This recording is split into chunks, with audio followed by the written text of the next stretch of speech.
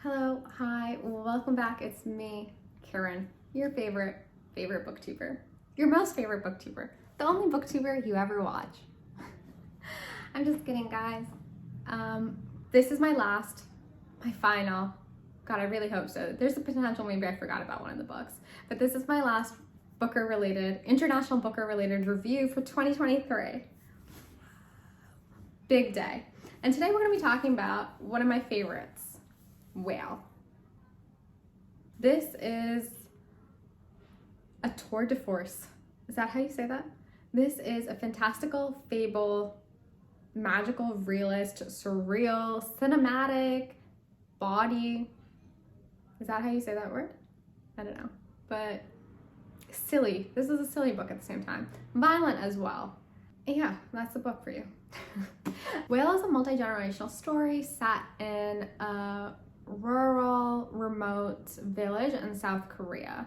Our author is showing us modern South Korean history through the lens of a few women, if you would. We have our kind of main protagonist, if you would, Gambuk. She is, when we were first introduced to her, she's 14 years old. She is in her prime. Her pheromones are driving the boys crazy. Her milkshake does bring all the boys to the yard. In my head, I finished the lyrics. You might have to as well. And she's like hot and very entrepreneurial. She's got a spark, a zest to her. She has a very tenacious personality. She can see things through, and she's quite lucky. And she is building an empire for herself. She sets up with a few different guys, and each guy is kind of a building block that helps her get a little bit more established in her life until finally she is able to build the empire of her dreams and create a movie, cinema, a brick situation, and a cafe. Okay? All those things are coming through at kind of the same time, and she's building her empire. She is doing all these things, and at one point she gives birth kind of randomly, and her daughter is a very quiet, introverted, reclusive child who is very sensitive and attuned to nature. She establishes a relationship with an elephant. They're able to telepathically communicate, and she's just doing her own thing. And her and her mother don't have a very good relationship because the mother doesn't really want to acknowledge her daughter in some capacity. And so the daughter is just going through her life, doing her stuff. She has a talent for one thing, and that is picked up much later in the book. But this is kind of their story, and then we're introduced to another mother-daughter duo, and then there also happens to be two twin sisters who feature prominently, and you know, there's a lot of thematic things that are important: whales, bricks, a certain kind of flower, the name is escaping me right now, cinema, gangsters, capitalism. This is all at play in this novel, and it's a very unusual read. I don't really have a good comp for it because it's not like something else I've ever read before. It's very over the top and fantastical, and I really enjoy that. I was able to be swept along and go with it. I recognize that from some of the things that I've read, this is a satire of South Korea, and there are moments where I was able to pick up on that, but there were times that some things definitely flew over my head.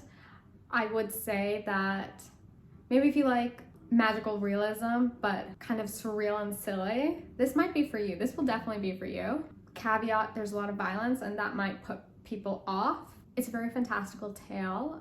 I definitely have repeated that a bunch, but Bob from Bob the Booker in the Pleck Discord said something that described this as a modern Canterbury Tales, and I 100% see that. This very much so is that. There's a lot of, you know, crass humor and weird things that are happening, but it's very over the top and cinematic, and I think it would make a really good movie if done well.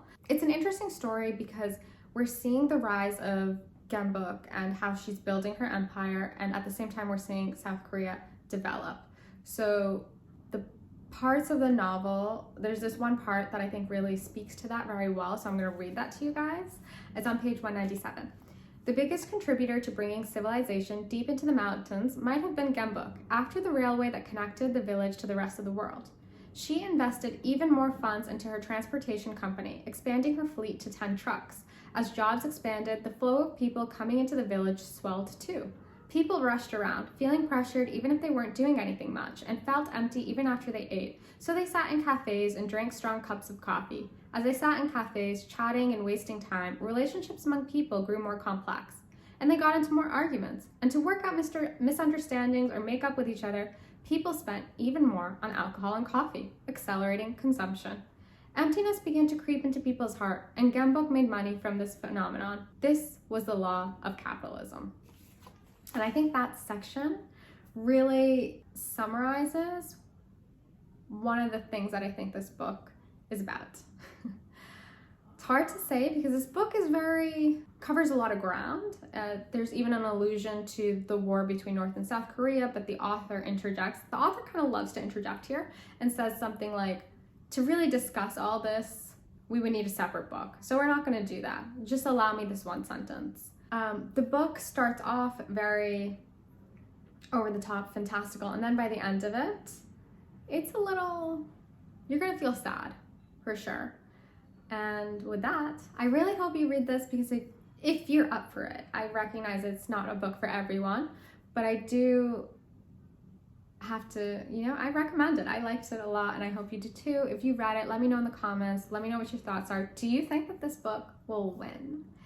And with that, I will see you guys later. Thank you.